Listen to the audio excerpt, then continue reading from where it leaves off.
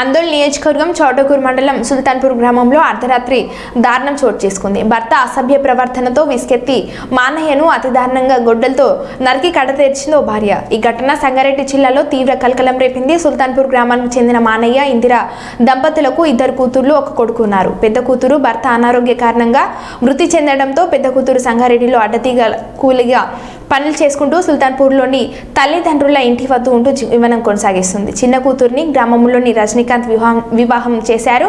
కొడుకు గత 6 నెలల క్రితం కుటుంబ కలహాలతో ఆత్మహత్యకు పాల్పడ్డారు. దీంతో పెద్ద కూతురు తల్లి ఇందిరా వద్ద ఇంట్లోనే తన కూతురుతో పాటు ఉంటుంది. ఈ క్రమంలోని మానయ్య తన వ్యవసాయ భూములోని కొంత భూమిని అమ్మాడు. దీంతో అతనికి సుమారు 3 కోట్ల రూపాయలు వచ్చాయి. ఆ డబ్బులతో గ్రామంలోనే ఓ నూతన ఇంటిని నిర్మించుకున్నాడు. ఇదే క్రమంలో మానయ్య మద్యానికి బానిసగా మారాడు. మానయ్య మద్యం మత్తులో భార్యను చిత్రహింసలకు గురి చేసేవాడని ఇందిర పేర్కొంది. మద్యం మత్తులో విచక్షణ కోల్పోయి నరరూప రాక్షసుల మారి కన్న కూతురుపై కన్నేశాడని ఇందిర కన్నీటి పర్వంతం అయింది. నిన్న రాత్రి మద్యం మత్తులో కూతురితో అసభ్యకరంగా ప్రవర్తించడాన్ని తట్టుకోలేని తన భర్తను గొడ్డలతో నరికి మార్చినని తెలిపింది. అనంతరం తన భర్తను హత్య చేసినట్లు అదే రాత్రి తల్లి కూతుర్లు పోలీసులకు సమాచారం అందించారు. ఈ ఘటనపై పోలీసులు నిందితుల ద్వారా వివరాలు సేకరించారు. అనంతరం మా అన్నయ్య మృతదేహాన్ని పోస్టుమార్టం నిమిత్తం సంగారెడ్డి ప్రభుత్వ ఆసుపత్రికి తరలించారు. ఇంతకు ఈ హత్యకు దారితీసిన పరిణామాలపై పోలీసులు మరో కోణంలో విచారణ ప్రారంభించారు.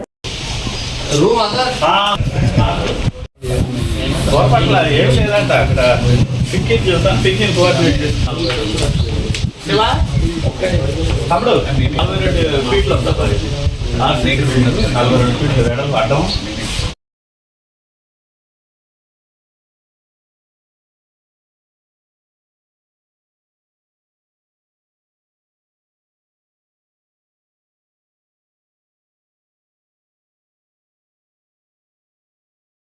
ఎట్లా గొడ్డలతో చంపిందా?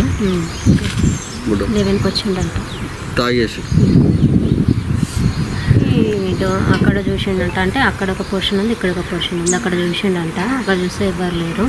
ఇక్కడ అమ్మ ఆయన తాగినాడని అంటే ఫోన్ చేసిందట 9 గంటలకి.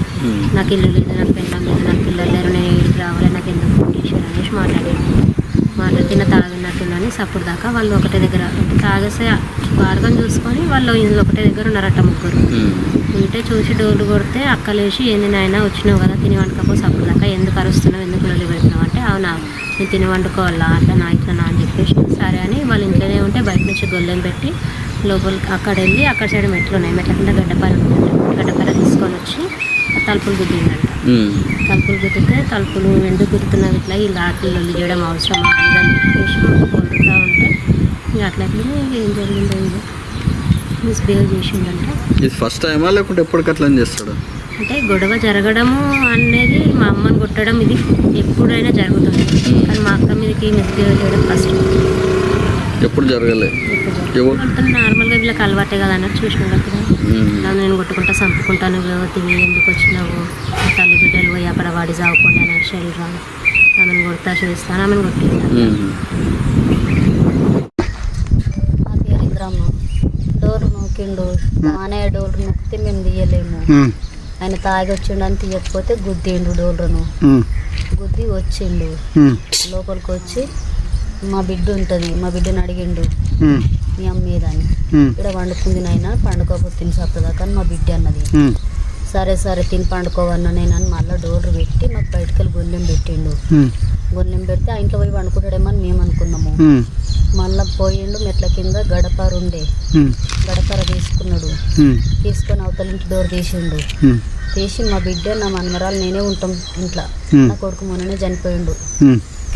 ఇక వచ్చి డోర్లు తీసి గడపార తీసుకొని నా మీదకి వచ్చిండు. నా మీదకి వస్తే నా బిడ్డ నేను లేచి గడపార చేతులలో కలవాడి తీసుకున్నాం.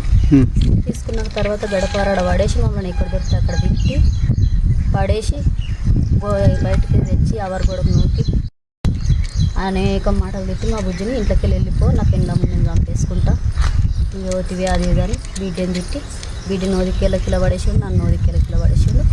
గొడ్డలు తెచ్చిండు. గొడ్డలు తీస్తే గొడ్డలు ఏదేతో కొట్టట్టున్నాడని మళ్ళీ తలబిడ్డలం వేసి నేను లేచి ఆయనతో ఇద్దరం తలబిడ్డలం గొడ్డలు అనుకున్న మళ్ళీ దొబ్బేస్తే ఆమె కింద కూలబడ్డది, నేను కింద కూలబడ్డా. ఆయన చేతిలో ఒడిబిడి దింపి గొడ్డలు ఆయనతో గుంజుకొని ఆమె నువ్వు ఎక్కడ దొరికితే అక్కడ ఒళ్ళంతా విసుకెడకల్లా గొడవలు తీసుకొని వేసిన సార్ 12 గంటలకు సార్. నన్ను ఒళ్ళంతా విసుకుంది సార్. ఇదంతా ఇవన్నీ ఇక సాలర్ అంతా ఫోటోలు తీసుకోపోయారు రాత్రి. ఇవన్నీ ఫోటోలు తీసుకోపోయారు. తాగి హత్య చేస్తే నేను ఆ రిటర్న్ వచ్చి ఏం చేసాను సార్.